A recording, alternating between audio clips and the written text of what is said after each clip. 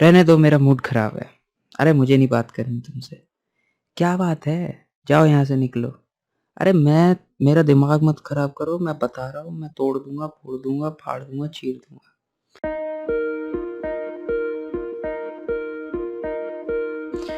और भाई क्या हाल-चाल है? हुँ?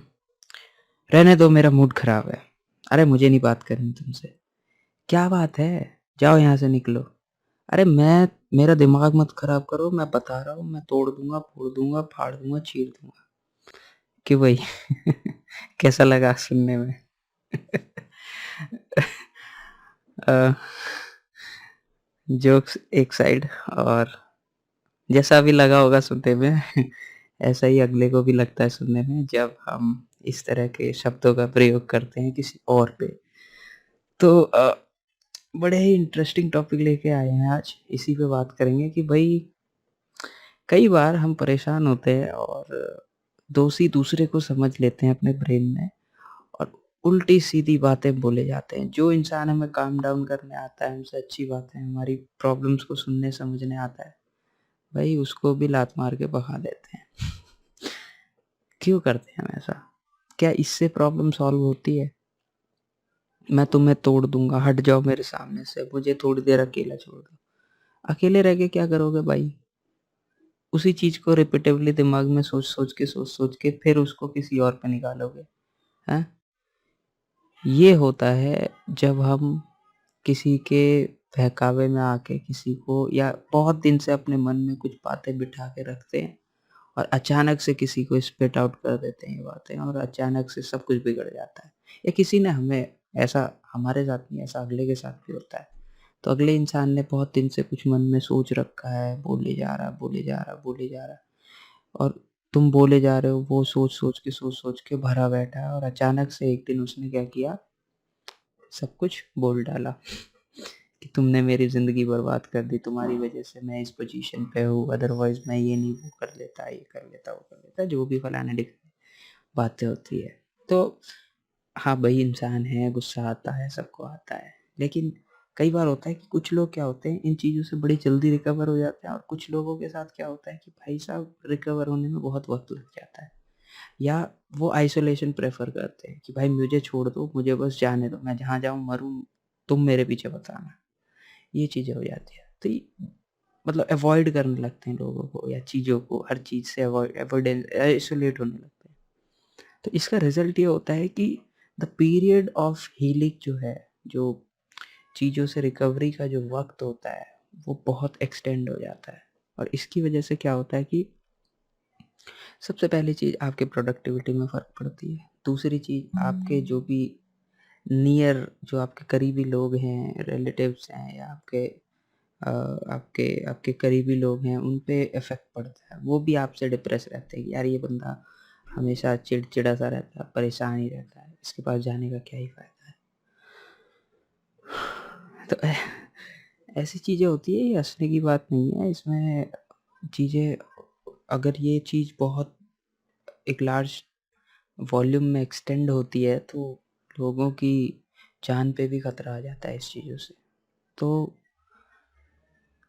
गुस्सा करना ठीक है, अ, गुस्सा ज़ाहिर करना भी अच्छी बात है, लेकिन एक समय देना चाहिए खुद को कि हम उस गुस्से से हील कर सकें या अपने आप में एक टाइम फ्रेम रखना चाहिए कि हाँ यार मेरे को 1 दिन लगता है किसी चीज़ से रिकवर होने में, एक किसी को 1 महीने लगता है, किसी को 2 हफ्ते लगते हैं और कुछ लोग पूरे साल-साल भर रिकवर नहीं हो पाते। तो करना क्या चाहिए? ये तो कॉज़ है, ये तो रिज़ल्ट है, कॉन्सिक्वेंस है किसी भी चीज़ का, लेकिन करना क्या चाहिए अगर हमें बहुत ज़्यादा गुस्सा आ रहा है, किसी ने कुछ अटपटा बोल दिया और हमें पसंद नहीं आया और उससे हम परेशान बैठे हैं, तो करना ये चाहिए कि भाई आप पहले थोड़ा-सा ठंडी साँस लो, कुछ नहीं हुआ है ऐसा और अपने आप को थोड़ा वक़्त दीजिए और वक़्त देने से और अपने अंदर थोड़ा झाँकिए। कई बार होता ये है कि हम अगले को ज़्यादा सोच रहे होते हैं, अगले के बारे में ही सोच रहे होते हैं। Generally most of the cases में हम दूसरे के बारे में ही अधिक सोचते हैं कि उसने मुझे ये कहा, उसकी गलती ये, वो उसने उसको ये बोलने की क्या ज़रूरत थी। हम उस मोमेंट में अपने रिएक्शंस को कैप्चर ही नहीं करते उस वीडियो के अंदर। उस ऑडियो या कोई भी फॉर्म ऑफ डेटा आपका उसके अंदर हम अपने अपने जो हमारे जो स्टिमुलाइज़ हैं और रिएक्शंस हैं उसको हम मेज़र नहीं करते। हम जनरली दूसरे के लिए ज़्यादा सेंसिटिव होते हैं कि उसने मुझे ये बोला, वैसे बोला, गलत टोन में बोला, ज़्यादा तेज़ आवाज़ में बोला, इससे भी प्रॉब्लम होती है। लेकिन कभी खुद को देखिए अंदर कि आपने उस इंसान से कैसे बोला? या ऐसी क्या वजह थी कि ऐसा बोलना पड़ा? मुझे लगता है कि 50% कंट्रोल हमारे पास है, 50% अगले के पास है। कोई हमें उकसा सकता है।